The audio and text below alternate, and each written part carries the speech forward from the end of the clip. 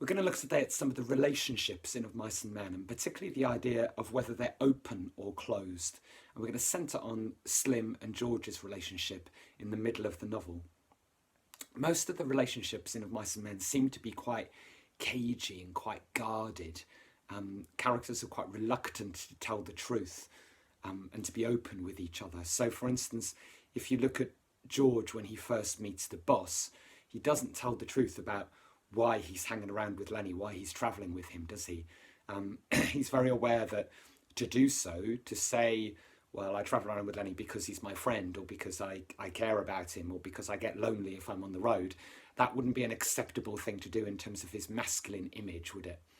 And so he has to come up with some excuse where he says, I told his old lady I'd take care of him, which is acceptable because it's kind of presenting George as the head of the family, someone who's given his word as the head of the family to take on that duty and that responsibility. So that's an acceptably masculine thing to do. But to tell the truth about why he hangs around with George and to openly admit, oh, I get a bit lonely on the road, you know, I like the company, that would be making himself vulnerable. And a lot of the characters are very cagey and guarded and closed with each other. Look, for instance, at Candy when his dog is shot. Steinbeck very often uses the way that characters move physically and the way that they're standing or sitting to show things in Of Mice and Men. In that sense, it's a very dramatic novel because visually the way in which the characters move and position themselves is often symbolically important. And when Candy is lying down on his bed, he's lying down staring at the ceiling, and he hears the gunshot. And the moment he hears the gunshot, he rolls over and he faces the wall, away from the others. So he's shutting himself off from the other men. And that's what happens a lot within the novel. And there's very much this sense, I think, that the isolation and the loneliness that the men are experiencing as these migrant workers that are travelling around from place to place, never really long enough to kind of put down roots or settle or form friendships or to start a family or whatever. And they're leading these constantly transitory, itinerant lifestyles where they can't really form those relationships, and therefore it's a very lonely existence. That seems to lead to defensiveness and hostility and becoming very closed and guarded. There are a couple of moments where George and Slim talk about that. So, for instance, this is in chapter 3. George says, I ain't got no people. I seen the guys that go around the ranches alone. They ain't no good. They don't have no fun. After a long time, they get mean. They get wanting to fight all the time. And then Slim says, yeah, they get mean. They get so they don't want to talk to nobody. And there's this sense that this is what's causing it. This isolation, this loneliness causes people to sort of shut themselves off, to just retreat into themselves, to become very, very defensive and therefore hostile towards other people. There's another bit a few pages earlier when Slim first meets George, actually. And it says, Slim looked through George and beyond him. Ain't many guys travel around together, he mused. I don't know why. Maybe everybody in the whole damn world is scared of each other. And I would use those two quotes, I think, if I was writing about some of the things that Slim says about being a migrant worker. Because I think Slim is represented as very perceptive, very insightful, isn't he? He's very astute. He gets it completely. So in terms of getting a little glimpse of what it's like to be a migrant worker, you can't do much better than listen to Slim. Okay, he understands, doesn't he, what's going on socially, psychologically. Listen to those two quotes again. They get so they don't want to talk to nobody. It's this retreating into yourself, isn't it? Maybe everybody in the whole damn world is scared of each other. He understands that what's at the root of it is fear of vulnerability. Yeah. There is a bit, though, isn't there, at the beginning of chapter 3, where George opens up to Slim, and I think it's worth us having a look at that. It's just starts like just a couple of pages into chapter 3. Says Slim moved back slightly so the light was not on his face. Funny how you and him string along together. It was Slim's calm invitation to confidence. What's funny about it? George demanded defensively. Notice that adverb. Steinbeck very often uses adverbs to show so much. Look at that defensively there. It's like someone has challenged him and asked him to open up. And of course, he's only just met Slim.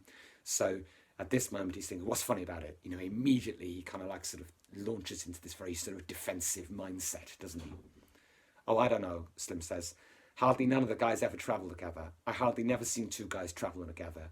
You know how the hands are. They just come in and they come in, get their bunk and work a month, and then they quit and they go out alone. Never seem to give a damn about nobody. It just seems kind of funny, a cuckoo like him and a smart little guy like you traveling together. He ain't no cuckoo, said George. He's dumb as hell, but he ain't crazy. And I ain't so bright neither, or I wouldn't be bucking Burnley for my 50 and found. If I was bright, if I was even a little bit smart, I'd have my own little place, and I'd be bringing in my own crops, instead of doing all the work and not getting what comes up out of the ground. George fell silent. He wanted to talk. Slim neither encouraged nor discouraged him. He just sat back, quiet and receptive. It ain't so funny, him and me going around together, George said at last. Him and me was both in Auburn. I know his Aunt Clara. She took him in when he was a baby and raised him up. When his Aunt Clara died, Lenny just come along with me, out working. They got kind of used to each other after all a while.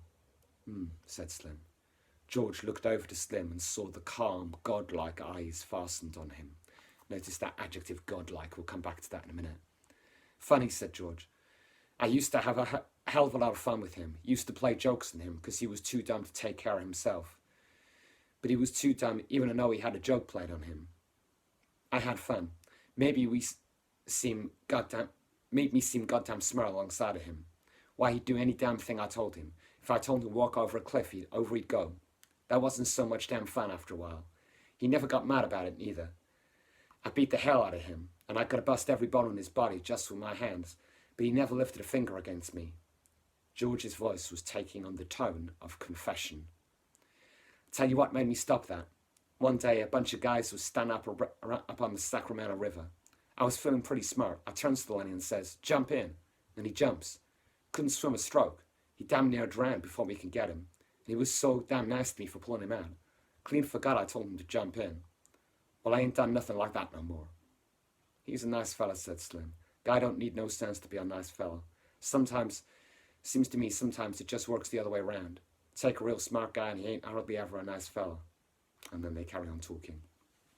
Now this bit where George talks about telling Lenny to jump in the Sacramento River, I think it's a really interesting moment.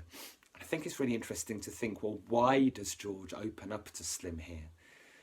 There's something about Slim, isn't there? He's described as being like a prince and being godlike and being majestic, isn't he? There's something about him that invites confidence, that people realise that they can trust him. And as such, he's distinctively different, I think, from a lot of the other men on the ranch. But this moment, I think, is quite significant. And it's worth looking at the name of the river. I mean, the Sacramento River is a real river. It's a real place, as so many of the other places mentioned in Of Mice and Men are. But it's worth thinking about the name, the Sacramento River. A lot of the names of people and places in Of Mice and Men have some kind of significance. Now, think about what a sacrament is.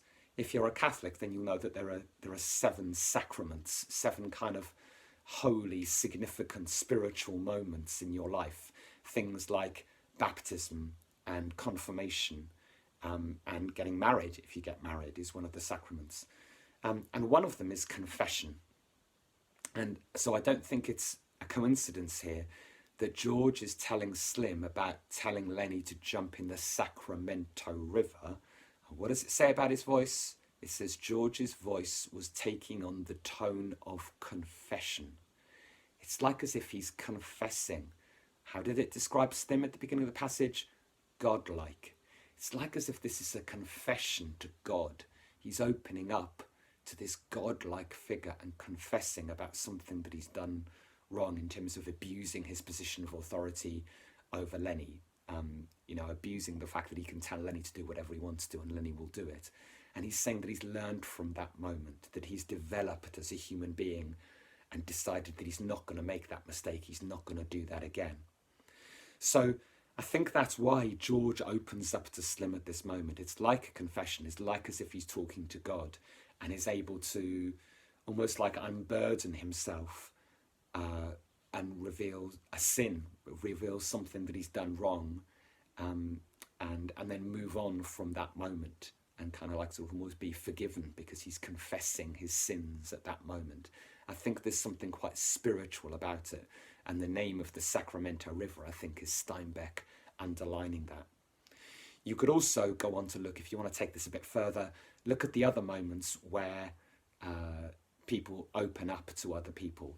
And notably, they open up to Lenny. So if you look at Crooks, when Lenny comes into his room on Saturday night, he opens up and talks to Lenny in a way that he's probably never spoken to anyone about anything before in his life. Look at Curly's wife and how she opens up to Lenny and tells him her dreams and her ambitions to be in the movies, and talks about, just that gives a little glimpses of what her relationship with Curly is like in a way that she wouldn't be able to or wouldn't talk about with anyone else.